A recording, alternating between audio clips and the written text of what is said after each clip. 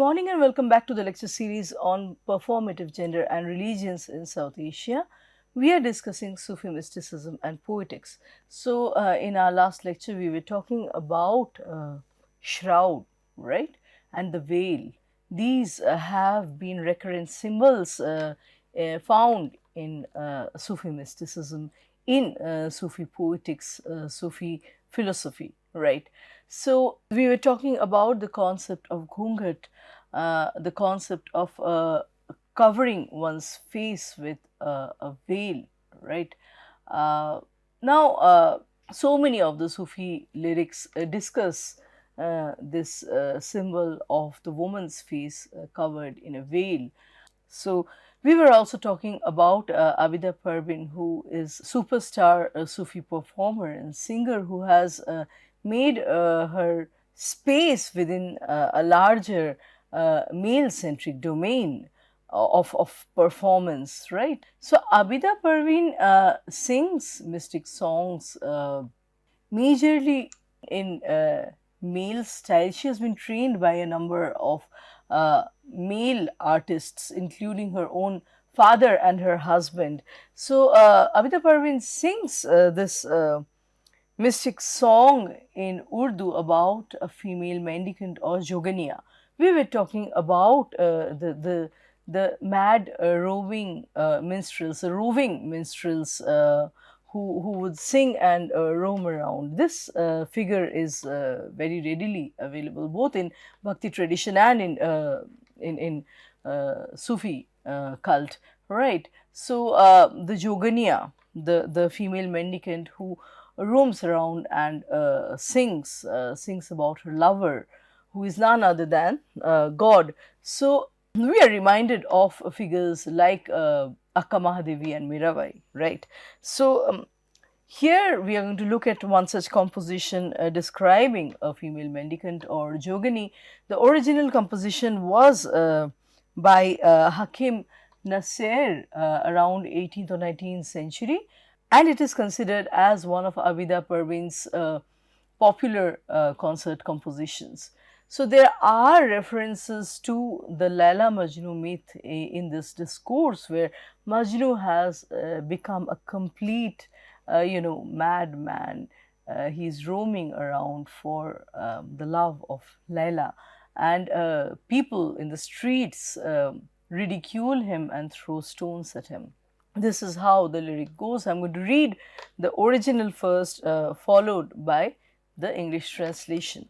So, Nadi kinare धुआं उठे, नदी किनारे उठे धुआं उठे, मैं जानू कुछ होए, जिस कारण मैं जोगन बनी, कहीं वही न चलता होए, नैना तुम ही बुरे हो, तुम ही बुरे हो, तुम सा बुरा ना होए, आप ही प्रीत की आग लगाई, आप ही बैठा रोए, जब से तूने मुझे दीवाना बना रखा है, संग हर शख्स ने हाथों में उठा रखा है, right?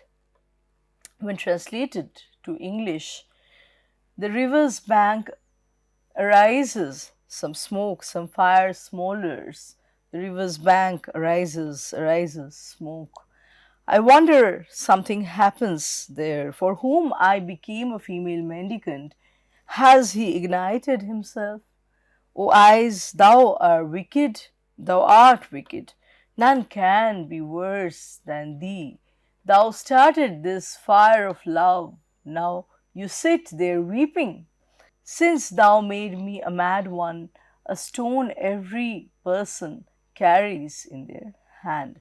So this is a kind of ranting, a kind of soliloquy on the part of Majnu, and he's seeing some fire burning, some fire smoldering in the distance, and he wonders, he is apprehensive that his beloved Laila has died. She has burned herself.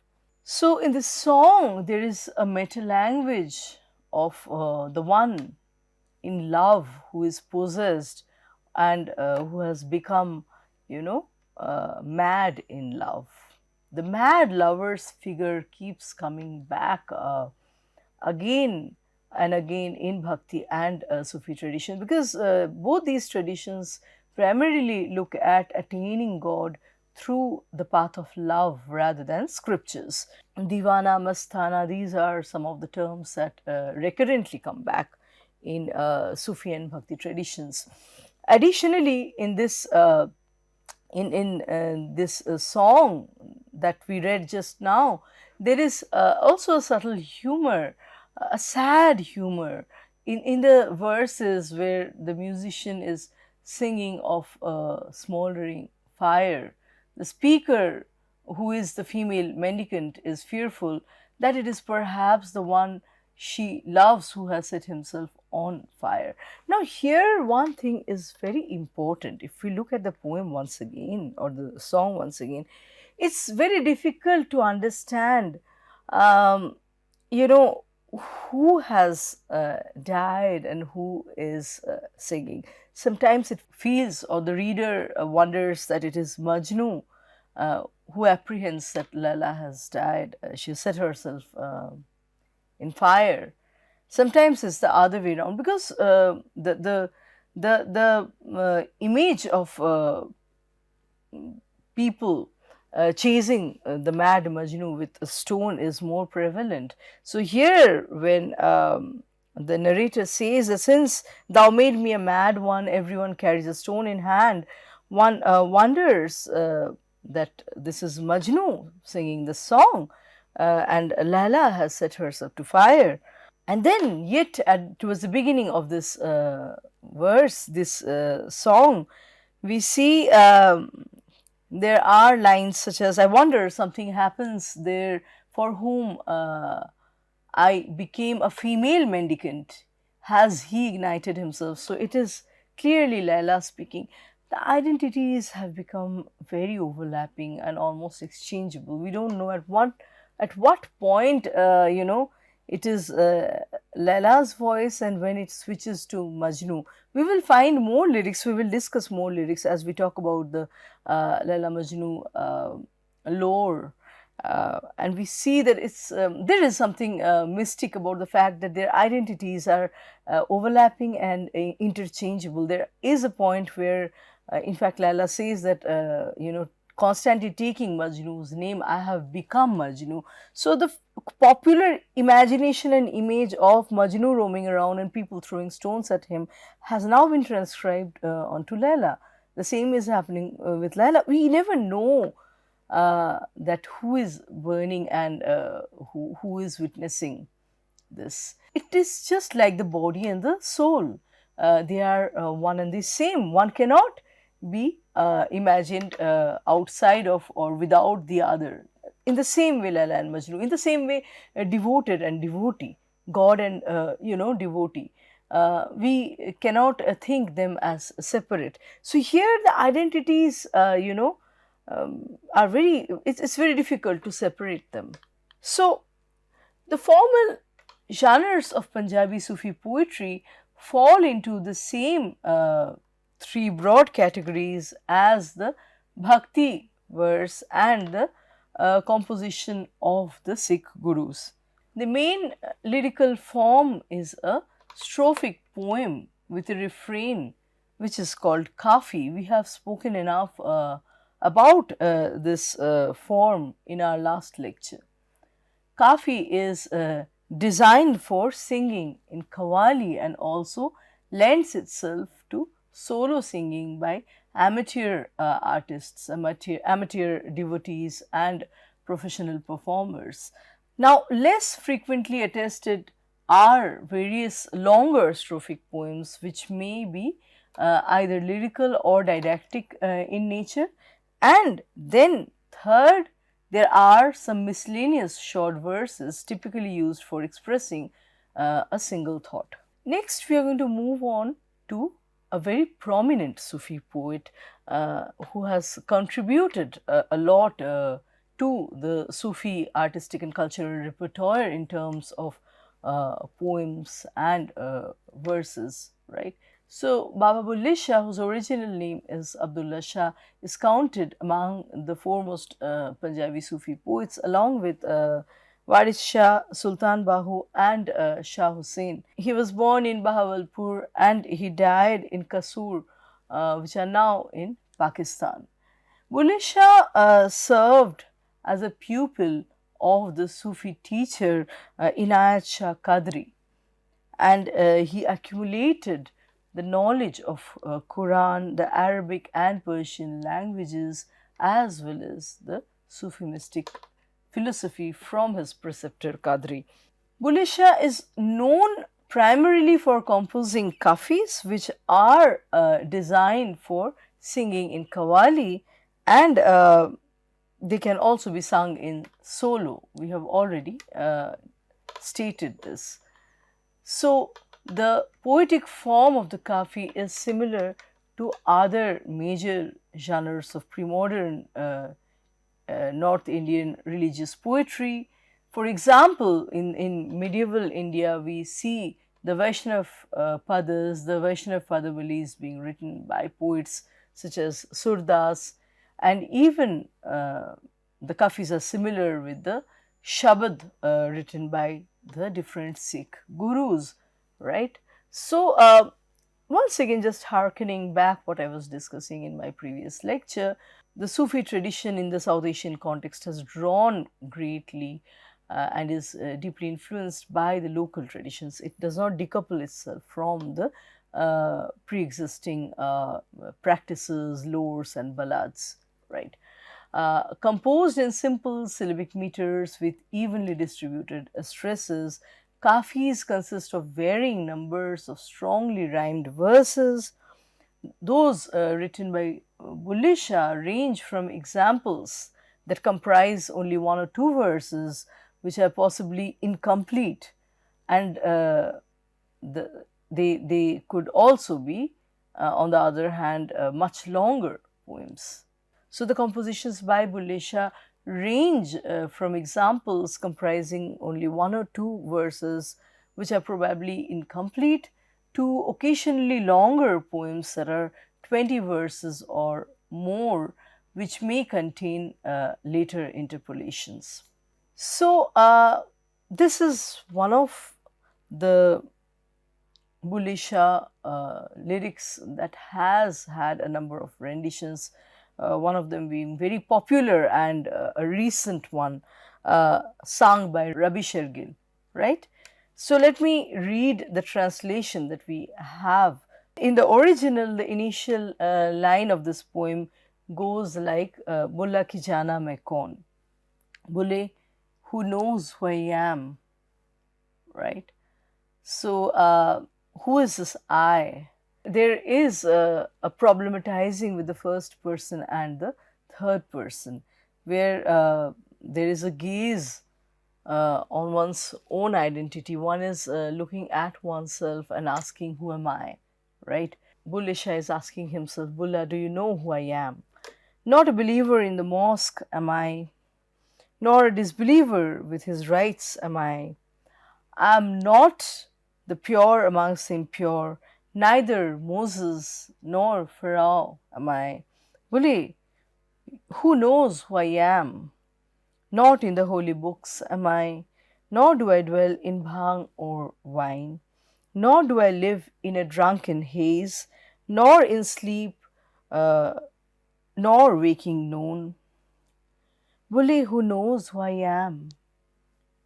Not in happiness or in sorrow am I found. I am neither pure nor mired in filthy ground, neither made from earth nor water, nor am I in air or fire to be found. Bulleh, who knows who I am? Not an Arab, nor Lahori, not a Hindi or Nagori, nor a Muslim or Peshawari, not a Buddhist or a Christian. Bulleh, who knows who I am? Secrets of religion have I not unraveled, nor have I fathomed even Adam, neither still nor moving on. I have not chosen my own name. Bulleh, who knows who I am? From first to last, I searched myself. None other did I succeed in knowing. Not some great thinker am I, who is standing in my shoes alone. Bulleh, who knows who I am? Right. This is how the song goes. So one could also see the, the in a way the Neti tradition we were talking about in the context of Guru Nanak's compositions. So I'm neither this nor that. And this is the style that we also find in Bulleh Shah's writing. So through kind of negation of possible meanings of self, Bulleh Shah is trying to deduce. He's trying to come to the significance of his own existence. The question of who he is trying to answer that. If he is neither this nor that, who exactly is Bulleh Shah? Is Bulleh Shah even I? So who Bulleh Shah calls as I may not exactly be Bulleh Shah. So for Bulleh Shah, as for so many other Sufis, the primary reason for creation was God's desire to be loved.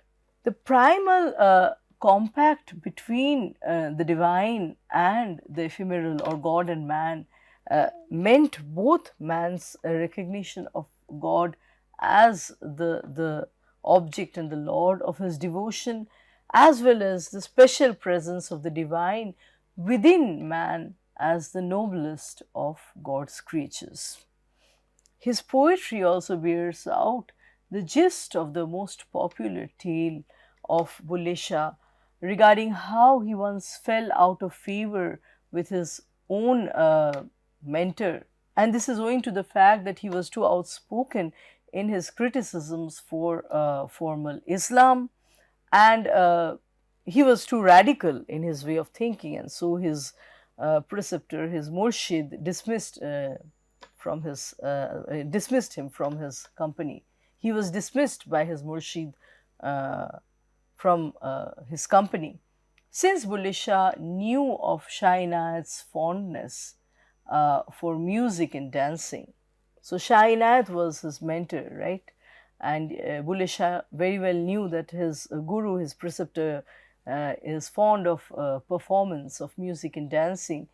He had gone away and then taken lessons of, dancing with a dancing girl, and he reappeared in Lahore, himself dressed as a dancing girl, in order to win his murshid's favor, his murshid's heart, basically, because he had been dismissed by his guru. He wanted to win back his heart, and he went to the extent of becoming a transvestite. Some of the myths would even go to the extent of saying that he had become an intersex in order to win his murshid's favor.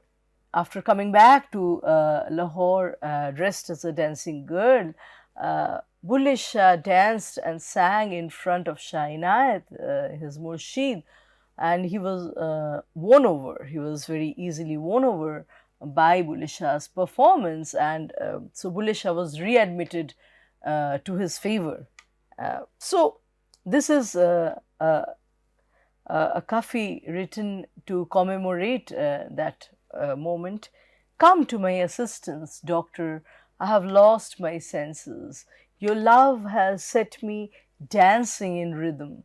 Bulleh, let us go and sit at the gate of Shah Inayat, who made me dress in green and red. When I started dancing, I found my way to him. So this is actually commemorating a real event that happened in Bulleh Shah's life, but symbolically, once again, Shah Inayat stands for none other than God, dancing, singing through rapturous and excessive performance, the performance that shows bodily excess. One is able to reach God. It is not through restraint, it is not through some kind of gnosis or knowledge, bookish knowledge. But as the Sufis say, that through dancing and singing one can attain the divine. So through when I started dancing, I found my way to him. The long story of the eternal power of love is brought home through Bulleh Shah's frequent references to the local legends already available, pre existing in the Indus Valley. The standard convention of Indian lyric poetry, where the poet takes on the persona of a female lover, is also present in Bulleh Shah, where he assumes the role of one of the local romantic heroines. In some poems, for example, he is assuming the persona of Sassi, who is waking to find herself abandoned by her beloved Punun, or in other poems, he is assuming the character of Sohni, who prepares to cross the river Chenab in order to meet her lover Mahinwal. So all these love lores, local love lores, are being exploited and celebrated in Bulleh Shah's poems. The greatest of all these local legends is the story of Hir and Ranjha, of course, and it is set in the world of the Jat pastoral tribes of western Punjab. So Hir Ranjha belong to the Jat tribe from the western part of Punjab. The romance of Hir Ranjha is best known for its famous narrative treatment by Bulleh Shah's younger contemporary Waris Shah, which tells the whole story of how Ranjha leaves his family home in search for Hir, who is the daughter of a Sial chieftain, Chuchak.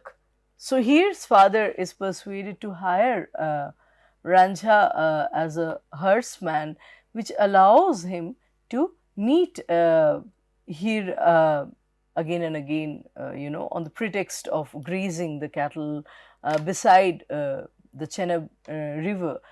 Their love story goes on till it is discovered by the elders.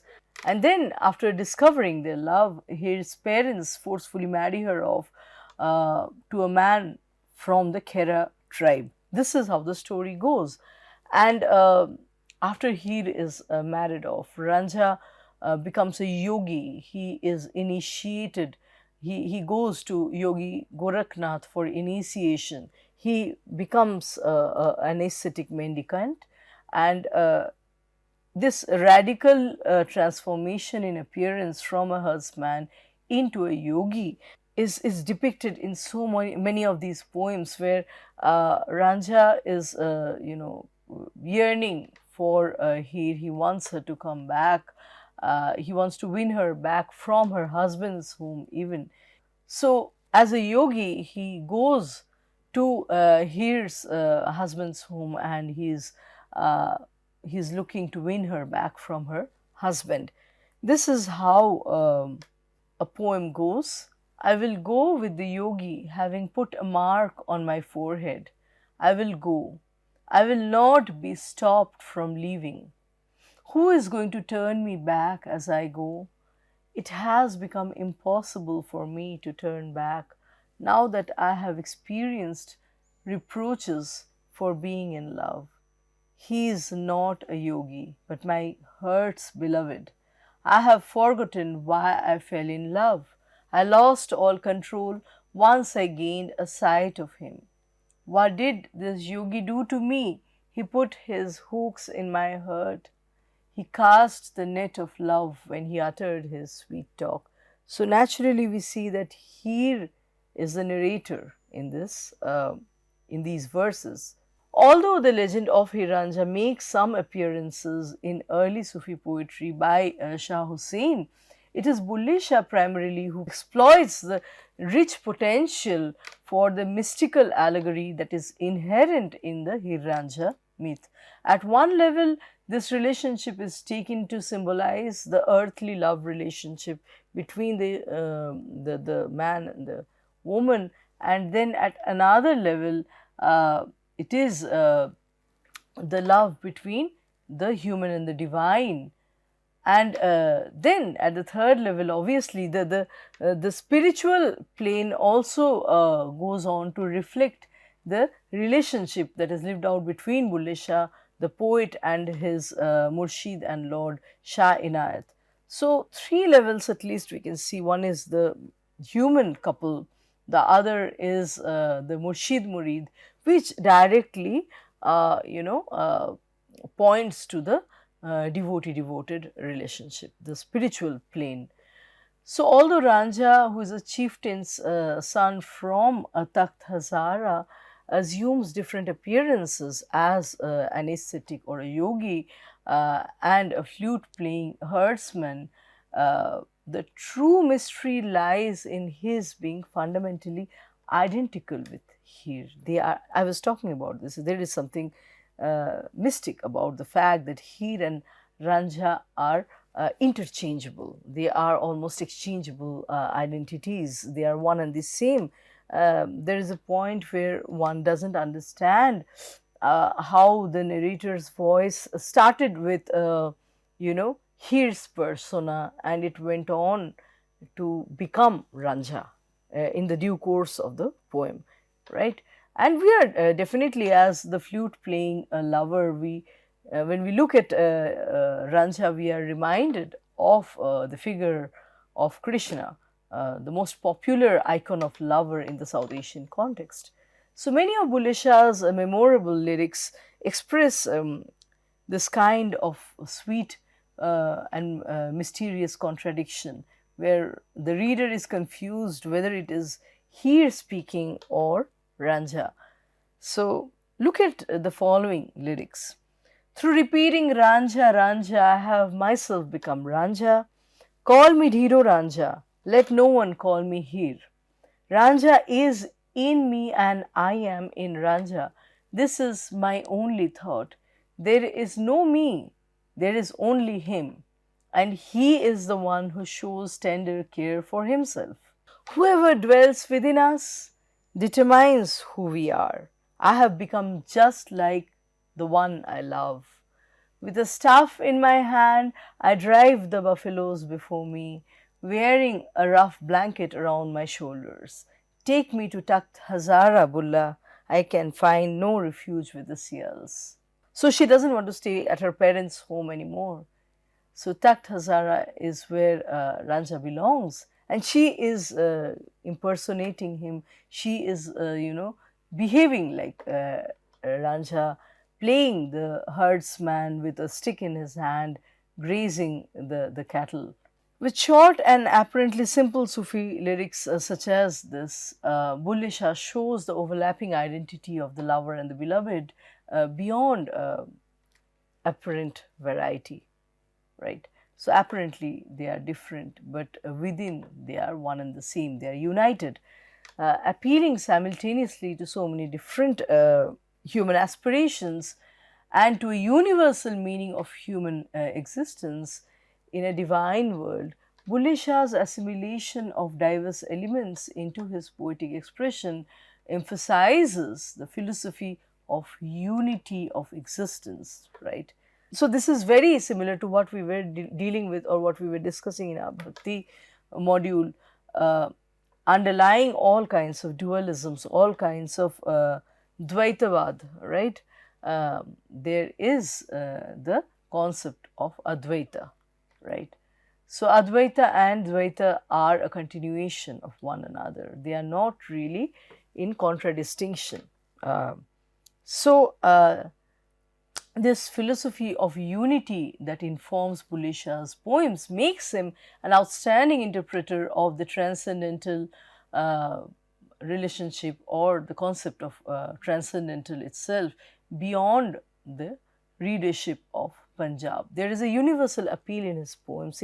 In fact, in the poems of all Sufi mystics, we will also discuss Rumi. And we will find that the kind of love they are talking about, the human emotions they are talking about, appeal to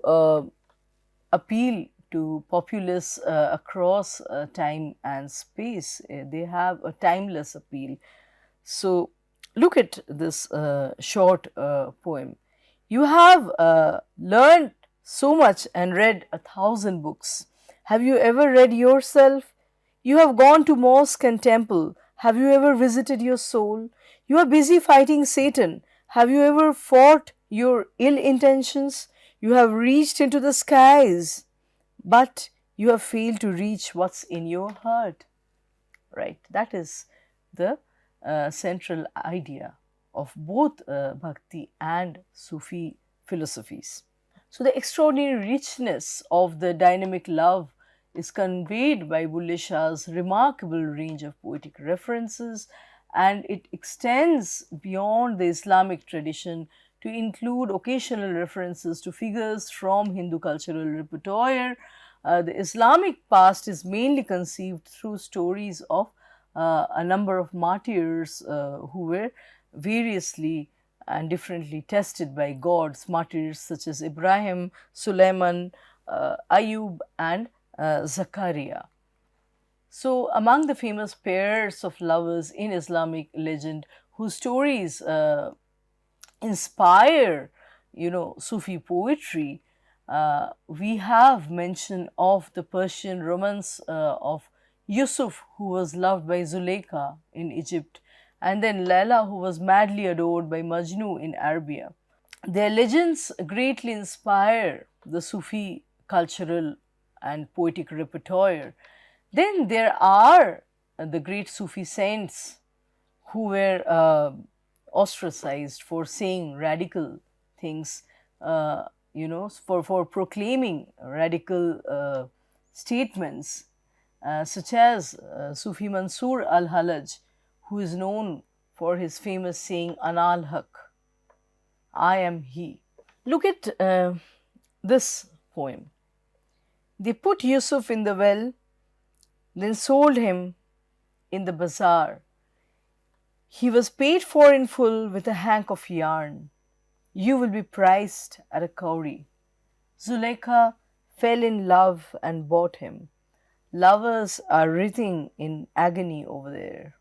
Majnu says, ah, ah, ah, what will you bring back from over there?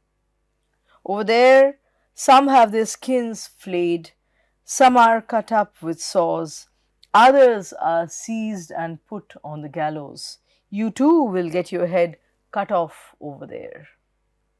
Right? This is a direct confrontation and conflict between institutionalized religion, the Sharia law, and the path of love that the Sufis follow, right?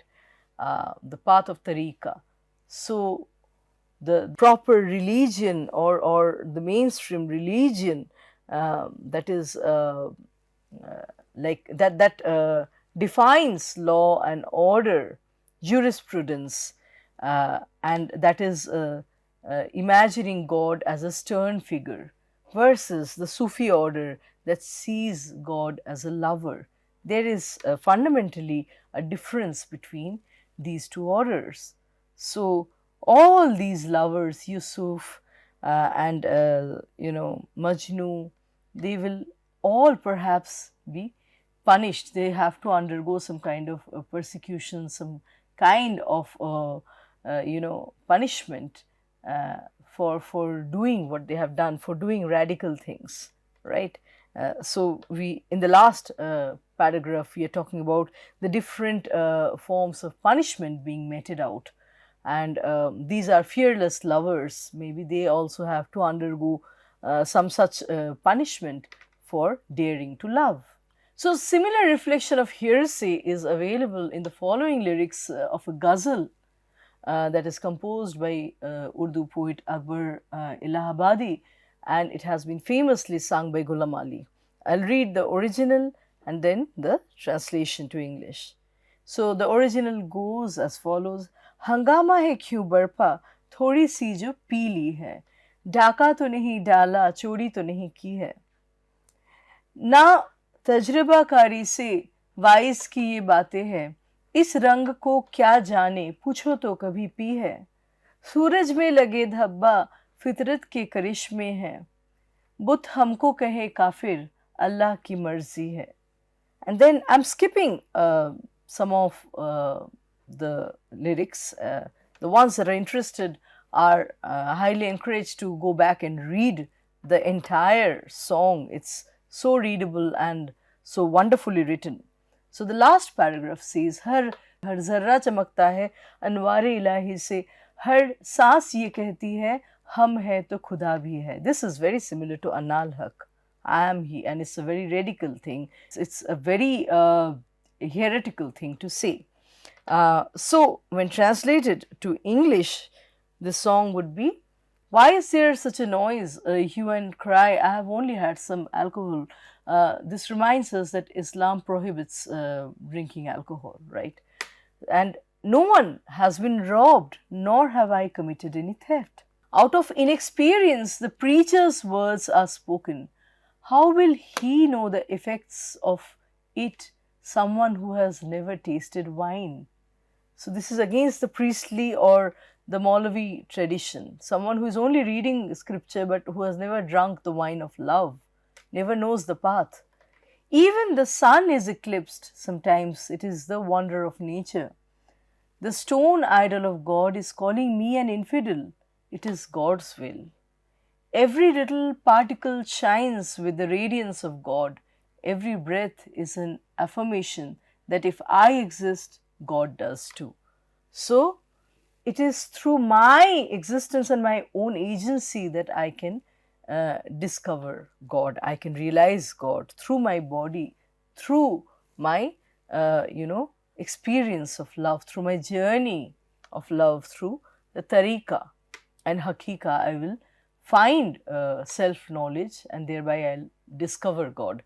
It's talking about human agency, not a small thing to say. With this, I'm going to stop our lecture here today and let's discuss more in our ensuing lectures. Thank you.